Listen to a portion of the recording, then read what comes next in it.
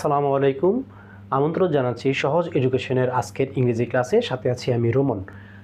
প্রিয় শিক্ষার্থীরা, আজকে আমরা আলোচনা করব বেসিক ইংলিশ গ্রামারের পার্টস অফ স্পিচের একটি প্রকার নাউন। চলো আমরা আজকে নাউন সম্পর্কে বিস্তারিত আলোচনা করি।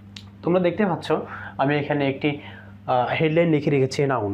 আমরা ছোটোবেলা থেকে নাউনের বিভিন্ন প্রকার সম্পর্কে জেনে এসেছি। কেউ কেউ নাউনকে 5টি প্রকারে ভাগ করেছে, কেউ 2 প্রকারে ভাগ করেছে। তবে আজকে আমরা যেটা শিখবো সেটা হচ্ছে নাউনকে আমরা সাধারণত 2টি ক্যাটাগরিতে ভাগ করে আলোচনা করব। প্রিয় শিক্ষার্থীরা, তোমরা দেখতে পাচ্ছ আমি নাউনের প্রকারভেদের জন্য নাউনকে 2টি অবস্থানে ভাগ করে নিয়েছি। একটি হচ্ছে গণনাযোগ্যতা এবং অপরটি হচ্ছে অবস্থা। অর্থাৎ আমরা নাউনকে গণনাযোগ্যতার দিক থেকে ভাগ করব এবং অবস্থানের দিক থেকে আমরা ভাগ করে নেব। গণনাযোগ্যতার ভিত্তিতে যদি আমরা নাউনকে ভাগ করি তাহলে আমরা পাবো 2 প্রকার, অর্থাৎ কাউন্টেবল নাউন এবং আনকাউন্টেবল নাউন। আবার আমরা যদি অবস্থানের দিক থেকে চিন্তা করি তাহলে আমরা এই জায়গায় 2 প্রকারের নাউন পেয়ে থাকি। 1 number concrete noun, 2 number abstract noun. প্রিয় শিক্ষার্থীরা, আমরা এখানে নাউনকে 2টি ভাগে ভাগ করে মোট 4 প্রকার নাউন এখানে নিয়ে এসেছি। তবে আজকে আমরা যেটা আলোচনা করব সেটা হচ্ছে আমরা নাউনকে অবস্থানের ভিত্তিতে যে 2টি ভাগে ভাগ করা হয়েছে এই ভাগগুলোকে আমরা বিস্তারিত আলোচনা করব। চলো আমরা আজকে কনক্রিট নাউন এবং অ্যাবস্ট্রাক্ট নাউন সম্পর্কে আলোচনা করি। প্রিয় শিক্ষার্থীরা, তোমরা দেখতে পাচ্ছ আমি কনক্রিট নাউনকে 4টি ভাগে ভাগ করে নিয়েছি। এখন শুরুতে আমরা যেটা জানবো সেটা হচ্ছে কনক্রিট নাউন মানে কি। কনক্রিট নাউন হচ্ছে সেই নাউন যে নাউনকে দেখা যায়, ধরা যায়, ছোঁয়া যায়, গন্ধ নেওয়া যায় এবং যেটা স্বাদ নেওয়া যায়। এই ধরনের নাউনগুলোকে আমরা কনক্রিট নাউনের আওতাভুক্ত করব। কনক্রিট নাউনের শুরুতেই আমাদের যে প্রথম প্রকার সেটি এখানে লেখা আছে প্রপার নাউন। প্রপার নাউন মানে কি? প্রপার নাউন হচ্ছে আমরা বুঝবো একটা নির্দিষ্ট নাম, অর্থাৎ কোনো ব্যক্তি, বস্তু, স্থান বা কাল যাই হোক না কেন সেটা নির্দিষ্ট কোনো ব্যক্তি বা বস্তুকে বোঝাচ্ছে, অর্থাৎ ডেফিনিট একটা নাউনকে বোঝাবে। আমি যদি এখানে লিখি উদাহরণস্বরূপ রাকিব, সুমি, রুমি, এগুলো হচ্ছে ব্যক্তিবাচক বিশেষ্য, অর্থাৎ এই জায়গায় এই নামগুলোকে নির্দিষ্ট করে বোঝানো হচ্ছে। আমি আরও লিখতে পারি, যদি স্থানের নাম লিখি তাহলে আমি লিখতে পারি ঢাকা, কুমিল্লা। এই নামগুলো নির্দিষ্ট করে বোঝাচ্ছে। যখন আমি ঢাকা বলবো ঢাকাকেই বোঝানো হবে, কুমিল্লা বললে কুমিল্লাকেই বোঝানো হবে। আমি এখানে আরও লিখতে পারি তাজমহল, একটি বিখ্যাত স্থাপনা, একটি পত্রিকার নাম দ্য ডেইলি স্টার, এই বিখ্যাত একটি জাহাজের নাম টাইটানিক। এই যে আমি নাউনগুলো লিখলাম, এই নাউনগুলো যখন আমি এখানে লিখেছি তোমরা সাথে সাথে বুঝে গেছো যে এগুলো নির্দিষ্ট কোনো বস্তু, স্থান বা ব্যক্তিকেই বোঝানো হচ্ছে, আদারওয়াইজ অন্য কোনো কিছু বোঝানো হচ্ছে না। সো আমরা প্রপার নাউন সম্পর্কে একটা মোটামুটি ধারণা পেলাম। পরবর্তীতে আমরা চলে যাচ্ছি কমন নাউনে। প্রিয় শিক্ষার্থীরা, কমন নাউন বলতে আমরা কি বুঝি? কমন নাউন হচ্ছে সেই নাউন যেটা সাধারণ নাম বোঝাবে, অর্থাৎ জাতিবাচক বিশেষ্য হবে। কমন অর্থাৎ এ জায়গায় কমন একটা বিষয় থাকবে। আমরা যদি কমন নাউন শিখতে হয় তাহলে শুরুতে আমাদেরকে কমন শব্দটা থেকে খেয়াল করতে হবে। কমন মানে কি? কমন মানে সাধারণ, অর্থাৎ এই জায়গায় সব কিছু একটা জাতি ইনভলভ থাকবে। কিছু উদাহরণ দিলে আমরা আরও ক্লিয়ার হতে পারি। যেমন আমি যদি এখানে লিখি গার্ল, বয়, রিভার, আমি লিখতে পারি পোয়েট, ডক্টর, ইঞ্জিনিয়ার। এই যে আমি এখানে গার্ল, বয়, রিভার, পোয়েট, ডক্টর, ইঞ্জিনিয়ার ওয়ার্ডগুলো লিখলাম, এই ওয়ার্ডগুলো দ্বারা আমরা কি বুঝতে পারছি? এই জায়গায় গার্ল বললে পৃথিবীর সকল বালিকাকে এখানে বোঝানো হচ্ছে। বয় বললে সেম অবস্থা, সকল বালক। রিভার বললে সকল নদী। কবিদের যে একটা সম্প্রদায় রয়ে গেছে, কবি, পুরো কবিটা পয়েটের ভিতরে চলে আসছে।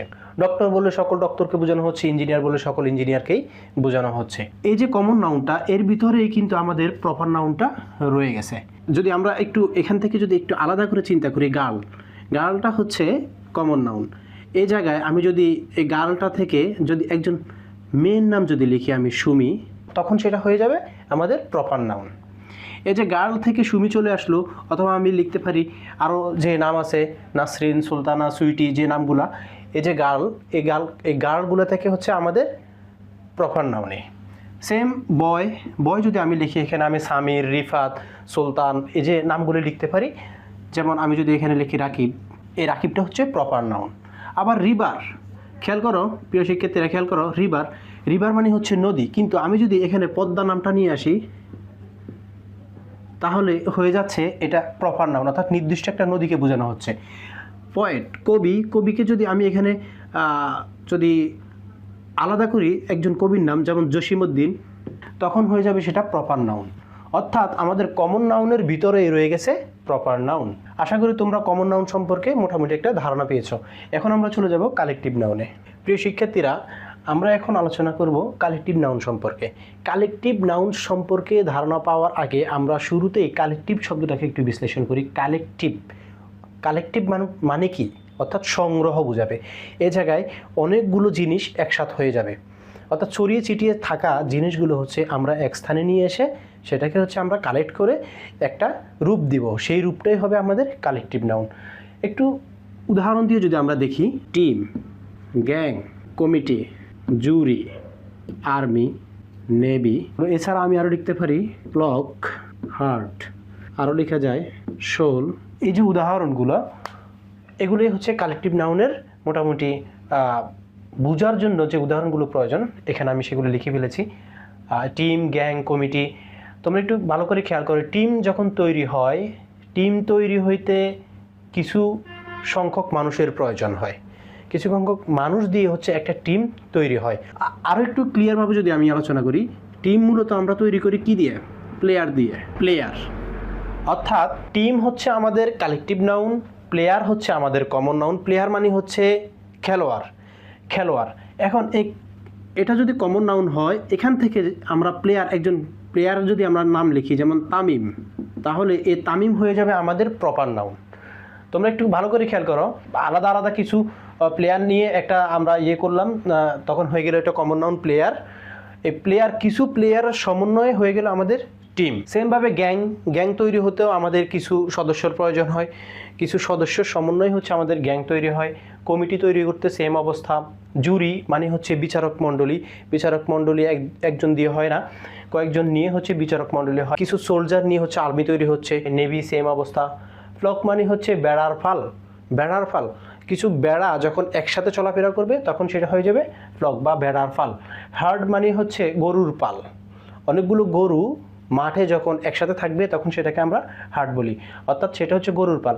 শোল মানে হচ্ছে মাছের ঝাঁক, মাছ যখন সমুদ্রে একসাথে যখন চলাফেরা করে তখন সেটাকে আমরা বলে থাকি শোল। অর্থাৎ এই সব কিছুর মূল সেটা হচ্ছে কালেকটিভ, অর্থাৎ অনেকগুলো জিনিস একসাথে হয়ে কালেকটিভ নাউনের রূপ প্রকাশ করতেছে। আশা করি তোমরা কালেকটিভ নাউন বুঝতে পেরেছ। এখন আমি প্রপার নাউন, কমন নাউন এবং কালেকটিভ নাউনের একটা টেবিল লিখব, সেই টেবিলে তোমরা আরও ভালো করে এই তিনটি নাউন সম্পর্কে ধারণা পেয়ে যাবে আশা করি। প্রিয় শিক্ষার্থীরা, তোমরা খেয়াল করলে দেখবে আমি এখানে প্রপার নাউন, কমন নাউন এবং কালেকটিভ নাউনের একটি টেবিল তৈরি করেছি। এখানে আমরা যদি লিখি যেমন শোল মানে হচ্ছে মাছের ঝাঁক। এখন কিছু সংখ্যক মাছ একত্রিত হয়ে একটা ঝাঁক তৈরি করেছে, সেজন্য সেটা কালেকটিভ নাউন। বাট এটাকে যদি আমি কমন নাউনে নিয়ে আসি তাহলে সেটা কি হবে? ফিশ, অর্থাৎ মাছগুলো দিয়েই হচ্ছে অনেকগুলো মাছেই একটা শোল তৈরি হয়। তাহলে এই মাছটা যদি কমন নাউন হয়, আমাদের একটা মাছকে যদি আমরা আলাদাভাবে নাম দিয়ে দিই যেমন ক্যাটফিশ, মাগুর মাছ। এই যে ক্যাটফিশ, দেখো এটা প্রপার নাউন। ক্যাটফিশ দ্বারা শুধু মাগুর মাছকে বোঝানো হচ্ছে, অন্য কোনো মাছকে বোঝানো হচ্ছে না। বাট ফিশ দিয়ে সকল মাছকে বোঝানো হচ্ছে। আবার এই সকল মাছের একটা ঝাঁক তৈরি হয়ে শোল বোঝানো হচ্ছে, অর্থাৎ শোল যখন হচ্ছে তখন সেটা একটা মাছের ঝাঁক বোঝানো হচ্ছে। আরেকটু উদাহরণ যদি আমরা লিখি, লাইব্রেরি। শিক্ষার্থীরা, তোমরা খেয়াল করো, লাইব্রেরি হতে কি লাগে? অনেকগুলো বই লাগে। অনেকগুলো বইয়ের সমন্বয়ে হচ্ছে একটা লাইব্রেরি তৈরি হয়, অর্থাৎ বইয়ের সমষ্টি দিয়েই হচ্ছে লাইব্রেরিটা তৈরি হয়। তো লাইব্রেরি যদি আমাদের কালেকটিভ নাউন হয় তাহলে আমাদের কমন নাউনটা কি হবে? বুক। অর্থাৎ বুক যখন বলছি সকল বই এ জায়গায় চলে আসছে। আবার সকল বই দিয়ে তাকে রাখতেছি তখন সেটা হয়ে যাচ্ছে আমাদের লাইব্রেরি। এখন বুক থেকে আমরা যদি আলাদা একটা বুকের নাম যদি বলি যেমন গীতাঞ্জলি, যে গীতাঞ্জলি আলাদা একটা বইয়ের নাম, এটা হয়ে গেল আমাদের প্রপার নাউন। যখন আলাদা একটা বই বোঝানো হচ্ছে তখন সেটা হয়ে গেল আমাদের প্রপার নাউন। আর অনেকগুলো বই যখন একসাথে হচ্ছে, বুক যদি আমাদের কমন নাউন হয়ে থাকে তাহলে এই বুক থেকে আমরা যদি আলাদা একটা নির্দিষ্ট একটা বইয়ের নাম যখন লিখবো গীতাঞ্জলি, তখন সেটা হয়ে যাবে আমাদের প্রপার নাউন। আমরা আরো একটু উদাহরণ যদি দেখি, কালেকটিভ নাউনে যদি আমাদের আর্মি হয় তাহলে আমাদের কমন নাউন কি হবে? সোলজার। অনেকগুলো সোলজার বা সৈনিক নিয়ে হচ্ছে আমাদের আর্মি তৈরি হয়। এই আর্মিটা যদি আমাদের কালেকটিভ নাউন, তাহলে সোলজার হচ্ছে আমাদের কমন নাউন। এখন একজন সোলজারের নাম যদি আমাদের সিয়াম, দেখো তাহলে সিয়াম হয়ে গেল আমাদের প্রপার নাউন, সোলজার হয়ে গেল আমাদের কমন নাউন, এবং আমাদের আর্মি হয়ে গেল কালেকটিভ নাউন। আশা করি তোমরা বুঝতে পেরেছো। প্রিয় শিক্ষার্থীরা, এই পর্যায়ে আমরা আলোচনা করব ম্যাটেরিয়াল নাউন সম্পর্কে। প্রিয় শিক্ষার্থীরা, তোমরা দেখতে পাচ্ছ এখানে আমি লিখে রেখেছি ম্যাটেরিয়াল নাউন। ম্যাটেরিয়াল মানে কি? মেটাল, অর্থাৎ বস্তু বা পদার্থকে বোঝাবে। পদার্থ যা আমরা ধরতে পারি, দেখতে পাই, ছুঁইতে পাই, এবং যা হচ্ছে ওজন আছে, ভর আছে, জায়গা দখল করে, এই ধরনের বিষয়গুলো হচ্ছে আমাদের ম্যাটেরিয়াল নাউনের উপাদান। ম্যাটেরিয়াল নাউনের মধ্যে আমাদের কি কি আছে আমরা যদি একটু দেখি, iron, gold, water, milk, soil ইত্যাদি। আরও আছে রাইস, সুগার, সল্ট। এখানে আয়রন, গোল্ড, ওয়াটার, মিল্ক এই জিনিসগুলো হচ্ছে আমাদের ম্যাটেরিয়াল নাউনের উদাহরণ। প্রিয় শিক্ষার্থীরা, তোমরা একটা জিনিস খেয়াল করলে দেখতে পাবে আমাদের ম্যাটেরিয়াল নাউন যেগুলো, সেগুলো কিন্তু আনকাউন্টেবল, আমরা এগুলো গণনা করতে পারি না। Iron, gold, water, milk, soil, rice, sugar এগুলো কিন্তু গণনা করা সম্ভব নয়। বাজারে গেলে আমরা এগুলো হচ্ছে পরিমাপ করে কিনতে হয়, ওজনে কিনতে হয়। সো যে জিনিসগুলো গণনা করা যায় না, ওজনে পরিমাপ করে নিতে হয়, সেগুলোই হচ্ছে আমাদের ম্যাটেরিয়াল নাউনের উপকরণ। Water, milk, soil, rice, sugar. Rice এবং সুগার, সল্ট এগুলো যদিও, রাইসটা যদিও গণনা করা যায়, তবে সেটা সময় সাপেক্ষ, বাট বাজারে এই জিনিসটাকে হচ্ছে আমরা ওজনে কিনতে পাই, সেজন্য আমাদের এটা ম্যাটেরিয়াল নাউনের উপকরণ। আমি এখানে আরেকটা জিনিস তোমাদেরকে বুঝিয়ে রাখি, এই যে আমাদের ম্যাটেরিয়াল নাউনগুলো, এই ম্যাটেরিয়াল নাউনগুলো থেকে, যেমন গোল্ড থেকে রিং তৈরি হয়, অর্নামেন্টস, যে অর্নামেন্টসগুলো শরীরে শোভাবর্ধনের জন্য যে অর্নামেন্টসগুলো আমরা ব্যবহার করে থাকি, সেই অর্নামেন্টসগুলো কোনো একটা পদার্থ থেকে যদি তৈরি করা হয়, তাহলে সেটা আর ম্যাটেরিয়াল নাউন থাকে না, বরং সেটা হয়ে যায় আমাদের কমন নাউন। যেমন গোল্ড থেকে আমাদের রিং তৈরি হয়, সেজন্য এই রিংটা হয়ে যাবে কমন নাউন। অনুরূপভাবে উড থেকে আমরা কি তৈরি করি? চেয়ার, টেবিল, এগুলো হয়ে যাবে আমাদের কমন নাউন। উড হচ্ছে আমাদের ম্যাটেরিয়াল নাউন, মেটাল একটা পদার্থ বা একটা বস্তু, এটা থেকে হচ্ছে আমাদের চেয়ার এবং টেবিল তৈরি করতে পারি। সো সেজন্য আমাদের এটা হয়ে যাবে কি? Common noun. আশা করি তোমরা আজকের ক্লাসে নাউন সম্পর্কে যেটুকু ধারণা পেয়েছো, তোমাদের অনেক কিছু আজকে ক্লিয়ার হয়ে গেছে। আমাদের নেক্সট ক্লাসে তোমাদেরকে আমন্ত্রণ জানিয়ে আজকে এই পর্যন্তই। সবাই ভালো থাকো।